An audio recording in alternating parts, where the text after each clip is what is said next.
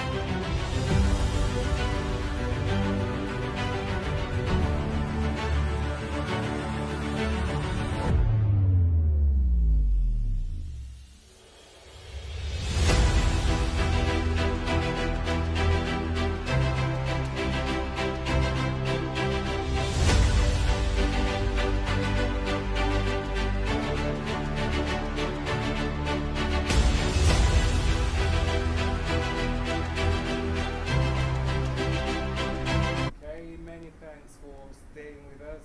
This is still Naija Live TV here in Yenagoa, the capital city of Bayelsa State. We're streaming live right now on all social media platforms, Facebook and and YouTube in particular.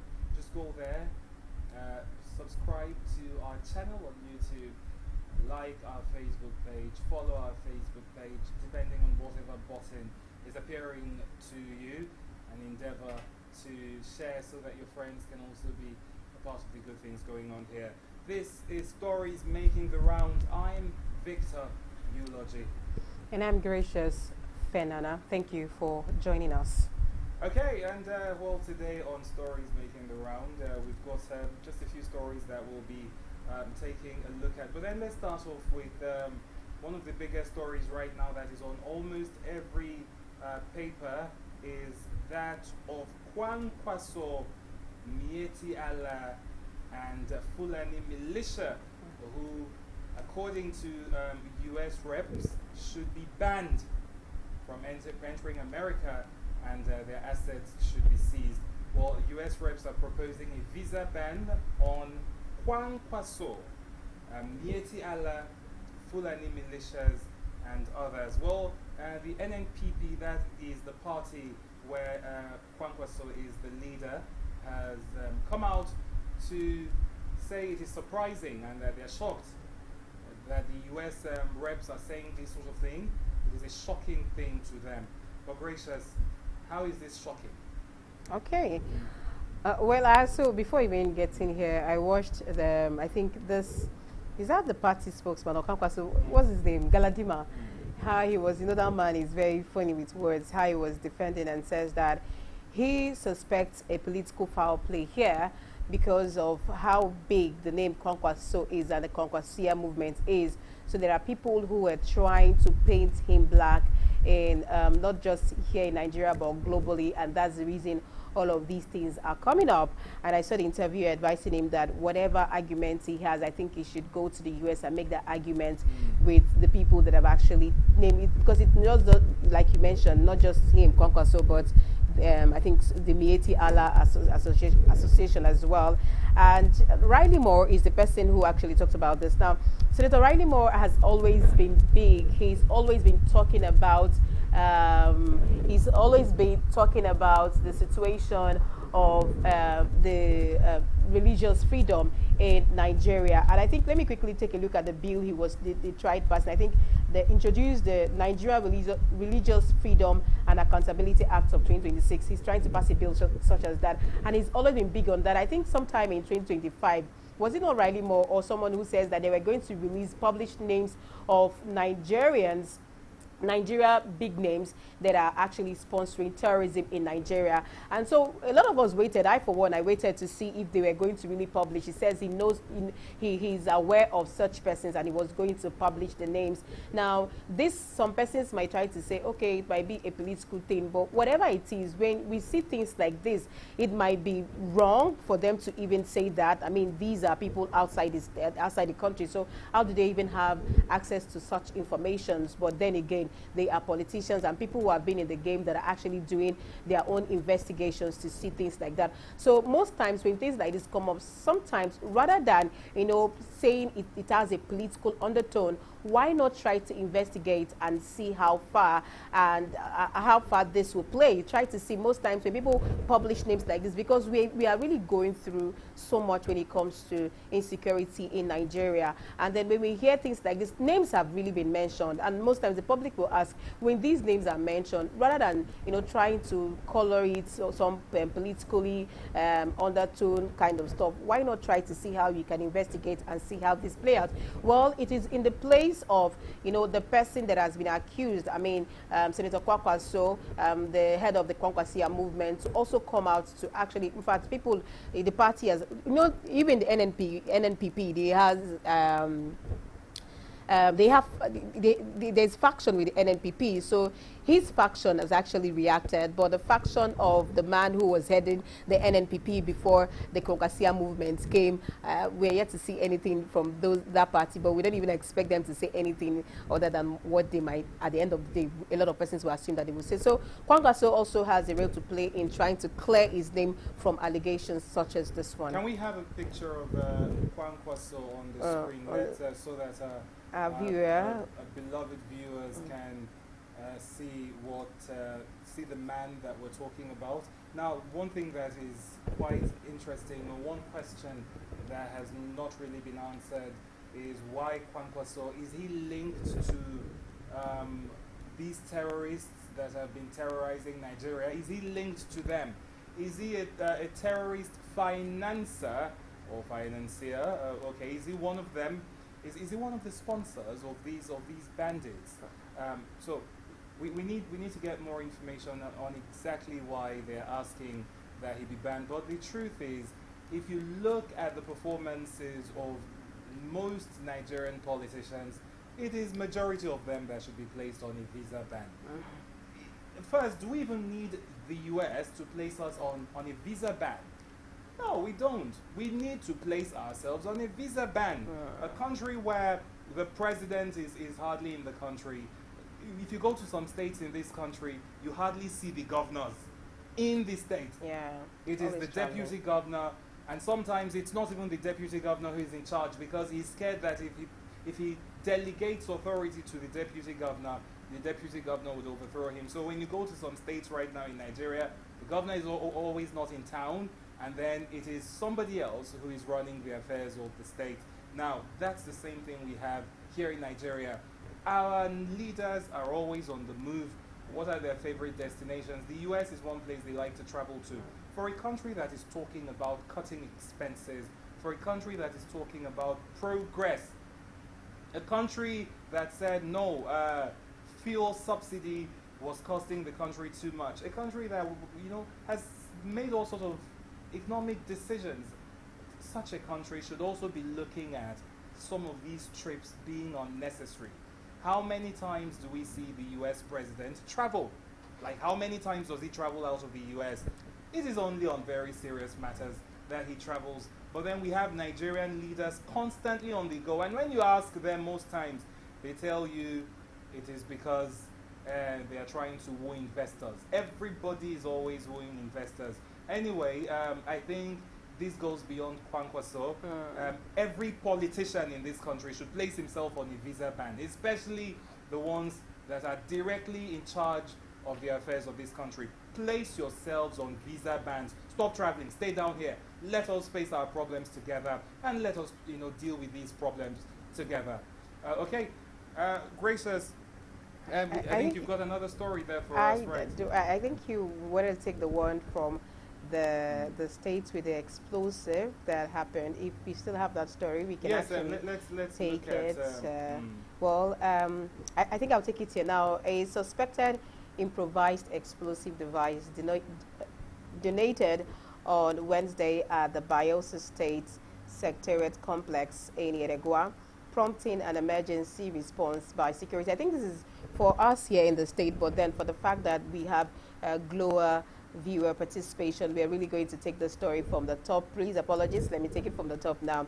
I want to end it halfway, assuming that some of us are already abreast of the story, and then we have the conversation.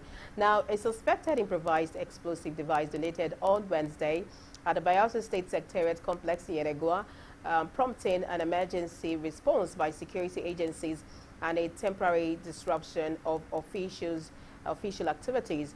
The Bayelsa State Police Command has apprehended the suspect yesterday, identified as Elijah Pentecost, in connection with the incident. Addressing newsmen, Mr. Iyama Daniel, the Bayelsa State Commissioner of Police, confirmed the incident and disclosed that the explosion did not result in any loss of life, injuries, or damage to property. I'll end it there. Okay, now there's also, all right, I will just end it there, but investigations are still ongoing. But then the man in question, the suspect, says that he just wanted to get government attention in regards to his health challenge. I mean, I think he's a victim, an accident victim or so. And so he was just trying to get the government call. And that happened 6 a.m. Yesterday, on Wednesday. So yes, yeah, on Wednesday, yes. Today is Thursday anyways. So yes, that happened. But then the suspect is now in the police custody. And they said investigations are still ongoing, and he will be charged to court. Now, so he's come out to say, yes, he was trying to get government attention, and that he's been trying to get the government's attention for years now. Different successive governments have made promises. Some had made promises to help him, but every time those promises were made, none was fulfilled.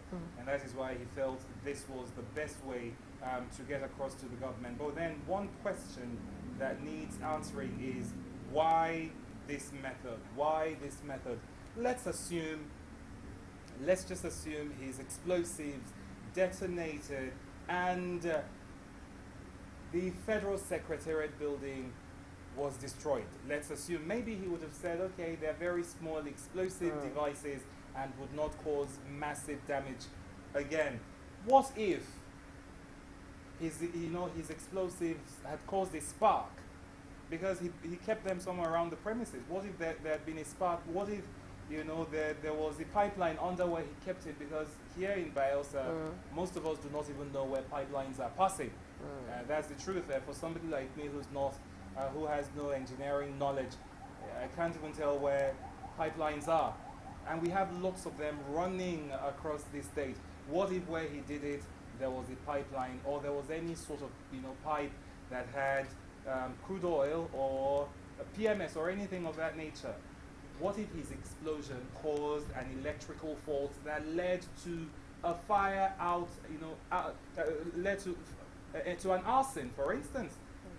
What would he say? Would he say, oh, yes, I was just trying to get the government's attention? The truth is this. In today's world, there are so many ways of getting the government's attention. One thing the government of today fears, or the government generally fears, is social media. Go to social media, look for somebody, and then make a video of yourself making this appeal, making it clear, saying that this and this and this. In fact, if you have records of dates and times and all of that, you could post all of them or post half of them on social media. See, people will help you spread the message. But what was the history of the accident? And from what we were told, it happened in when he was in Port Harcourt. Okay. Yes, and but then it's not even a government thing. But from reports that we have, it happened when he was still in River State. It happened to him in River State. And this morning, while I was even on the radio, certain callers said they know him and they've always known him, and that this happened to him in River State. In fact, one of the callers said he was a kickboxer, that the man was a kickboxer. Now, again, what I'm hammering on here is this: there could have been better ways, because that move, yes, the move has drawn the attention of the government, but the move has led to a crime. Another thing he could have done was take a phone, carry cameramen. In fact, come to Naija Live TV, we would have followed you. Okay. That is the truth. We would have followed you. A reporter would have gone with you. Yeah. Go and block the government house gate. When you know the governor is in town, block the house gate. It's either when the governor is going in or coming protest. out. That's a form of He peaceful will protest. see you. Yeah. You block the gate, put your mattress there, lay there. The governor will see you. The governor of Bayelsa State Because is not a wicked man. Because his move was actually, that was the wrong No, this move he took, we must call it as it is. Yeah. I know a move in the wrong direction. Nigerians are very emotional people. Nigerians will say, government sometimes requires action. And if you don't do this is a terrorist move. But that's what it is. This thing he did is a terrorist act. You cannot plant explosive devices in a place like that, somewhere that you know would cause harm to people should anything go wrong because you want to get the attention of the government. That place houses thousands of civil servants, and then you go do this. Now, if he had even asked, do you know that he could have even come to Naija Live TV, for instance, to say, look, this is my problem. How can you help me? Naija Live TV will interview you and post it out there. The government definitely will see it. There's so many things you could have done. And to think that this is a 60-year-old man. So the first thing I would suggest is before he's even prosecuted, prosecution is necessary, but before a mental evaluation should be carried out on him. That's number one. Let's know if he's still okay. And then if he is, treat him all. That treatment he wants, give it to him. Yeah, because if you're taking him to the correctional center, is to correct him, but he wants the treatment. You have to treat him. That's it. And then he should serve the time for this crime that he's committed, because this is a crime. Now, if nothing is done to this man, let me tell you the implication of this. If nothing is done about this is how Nigeria works. Another person will be like, so this thing can work. Okay, I think I should do it too. Somebody will now go and plant his own at Sports Complex the day they are doing Prosperity Walk. Or another one will be like, why this thing worked too. Somebody like me now, I'll take my own to government house. That's why I'll go and plant my own. No, because I'll plant my own if nothing is done to the man. So you see that things like this need to be dealt with. They need to be dealt with. Give him the treatment, but he has to serve the time. This is a terrorist act. Well, we've still some more stories here in the States, even though we really don't have so much of it.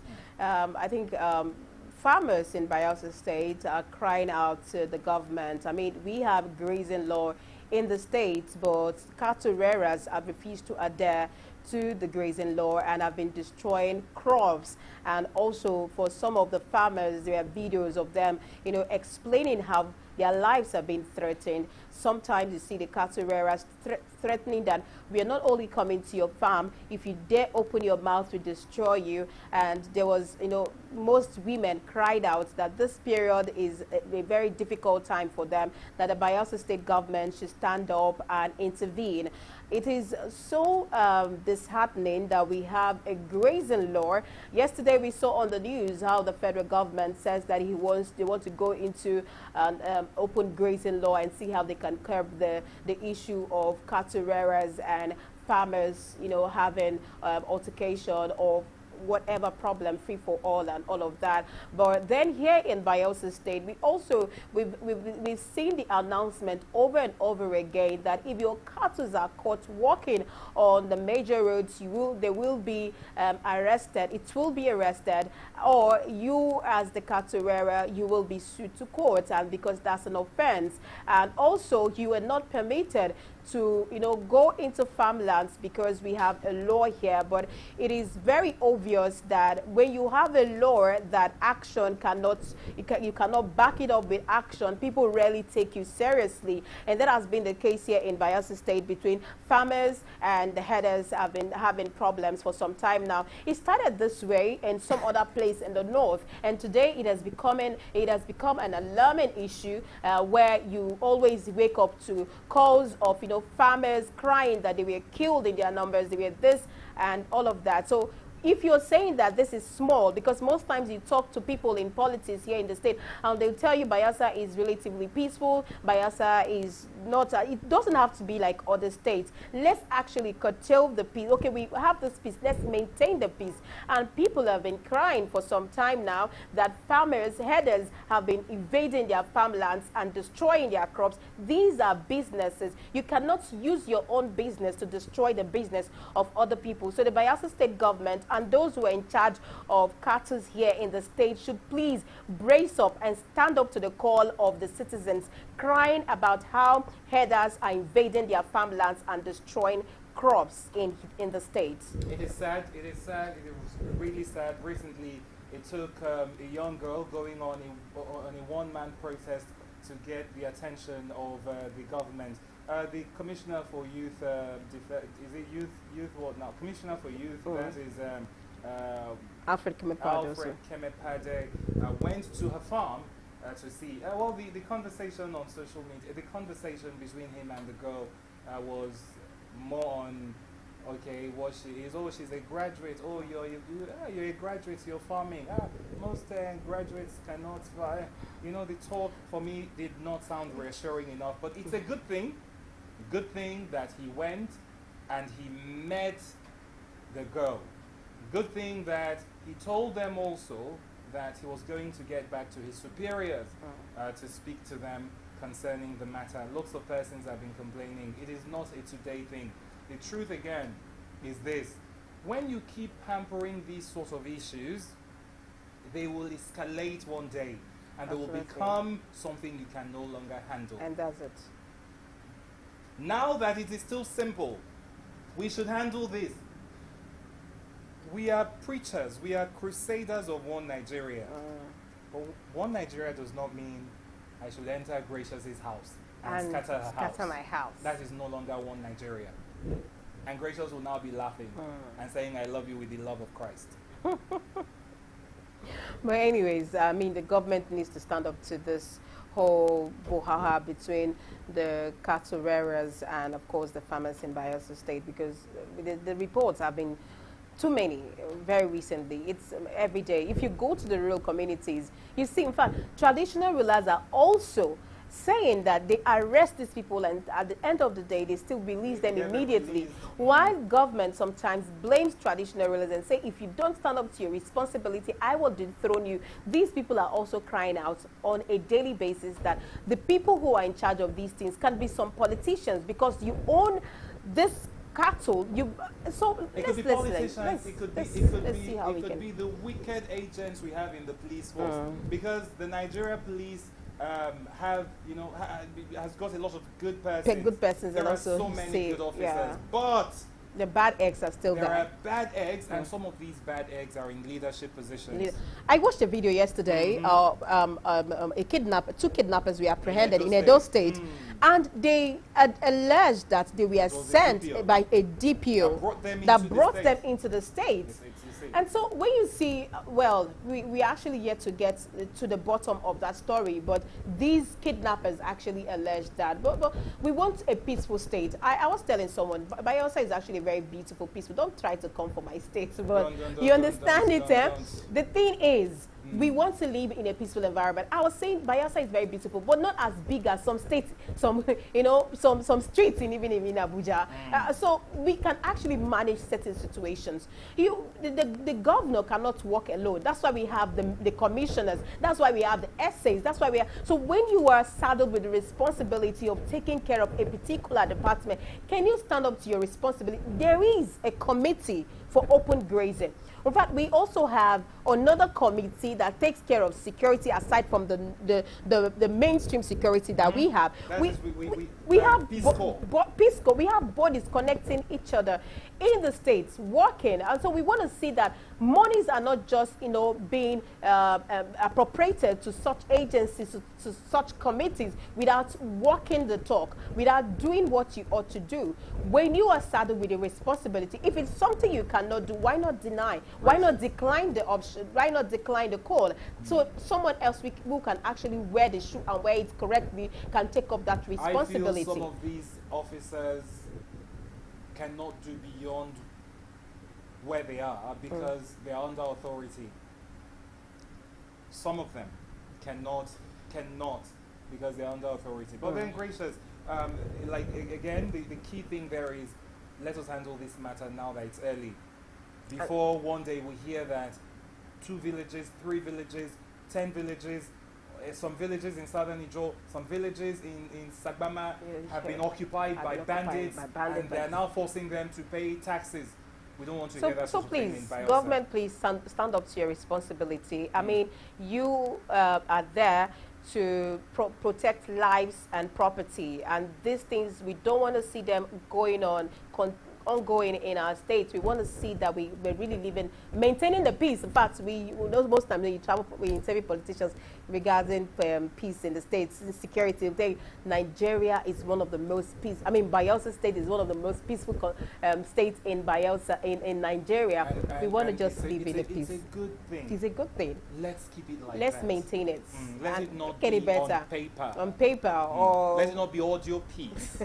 please, we Okay, beg you. Gracious, so yesterday, dry fish traders in Yenagua, Okay.